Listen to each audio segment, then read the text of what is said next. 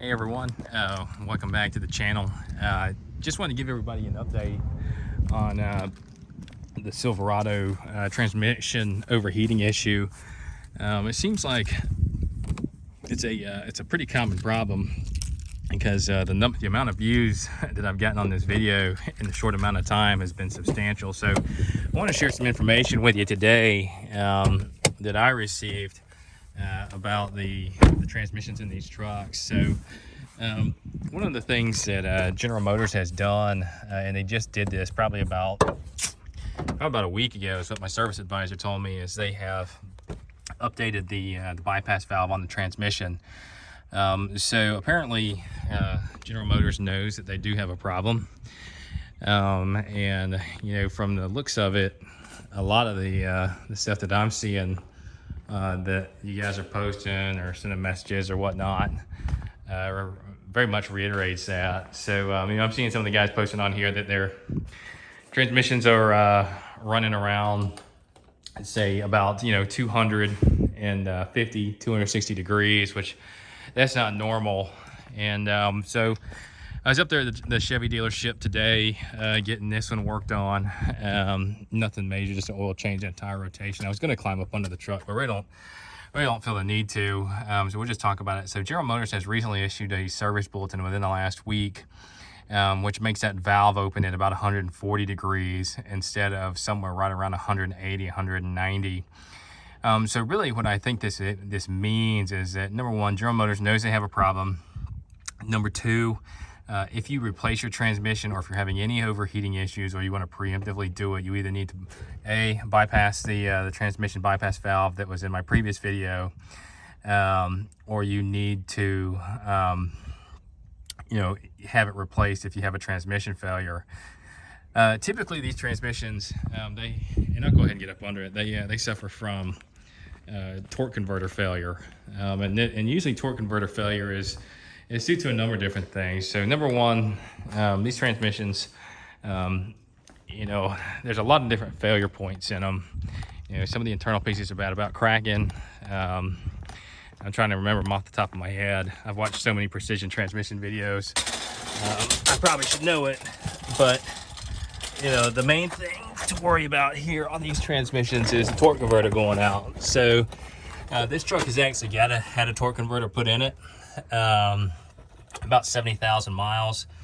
What ends up happening is they go to chattering, so it'll sound like you're running over some rumble strips. And this is a known problem with these, that the torque converters go bad. Typically, if these torque converters go bad, they're going bad right around a little over 100 to 120,000 miles. And that's if you're not servicing them. So really, you really need to follow the maintenance schedule with these transmissions, or they will fail. And typically what happens is the insides of the torque converter come apart, and it sends metal. So this bell housing is actually the pump. So what it'll actually do is it'll send metal through the pump, and it tears up the pump and wipes that out. And then, it just shoots metal through everything else. So realistically what it is, and I'll kind of get at, my point here.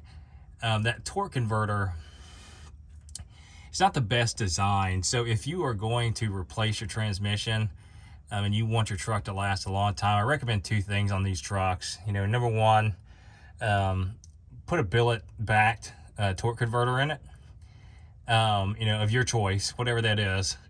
And then also on these, I would get a tuner and delete the AFM out of them. And truck should be pretty bulletproof after that. If you do have the torque converter go out, obviously have someone good rebuild it, but I would specify definitely getting a billet converter. And then lastly, over here, if I don't think I can roll up on there and see it, but you have the transmission temperature cooler. Get the upgraded part put in it while you're in there, because whenever you replace these transmissions, typically what ends up happening is they just put the same parts in it. Now, if you go to General Motors, they're going to put the same stuff in it that you're taking out that's bad, that's already got the flaws built into it. So typically it's not protocol to replace that transmission transmit that, I can't talk today, that transmission thermostat. So if you don't replace that, you run the risk of eventually, having it go bad like it did in this truck and overheating the transmission and overheating everything. I mean, that is probably another contributing factor to why General Motors is reducing the heat for the thermostat to keep it also helps probably keep the torque converter together, also makes it last a little bit longer, because heat kills transmissions, and that's just all there is to it.